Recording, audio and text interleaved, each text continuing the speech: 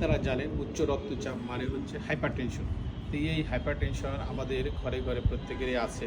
Hypertension থাকলে আপনি কিভাবে সেটাকে নিয়ন্ত্রণ করবেন, এটা আপনারা অনেকেই ইতিমধ্যে জেনে গেছেন। কিন্তু মনে রাখবেন, হাইপারটেনশনের চিকিৎসা দিয়ে শুধু নিয়ন্ত্রণ করা যাবে না। এর পাশাপাশি আপনার যেই সমস্ত কন্ডিশনগুলি, যেই সমস্ত ব্যাপারগুলি আপনার এই হাইপারটেনশনকে, উচ্চ রক্তচাপকে বাড়িয়ে দেয়, সেগুলি আপনাকে নিয়ন্ত্রণ রাখতে হবে। এর মধ্যে প্রথমত হচ্ছে আপনি যে খাবার খান সেই খাবারে কোনো ঝামেলা আছে কিনা, অর্থাৎ আপনি যে খাবার খান সেই খাবারে স্যাচুরেটেড ফ্যাট অর্থাৎ চর্বিযুক্ত খাবার বেশি আছে কিনা, যেমন আপনি লাল মাংস যেগুলি আছে সেগুলি লাল মাংস আপনি বেশি খান কিনা। 2 নম্বর হচ্ছে আপনি ধূমপান করেন কিনা, আপনি নিয়মিত ধূমপান করেন কিনা।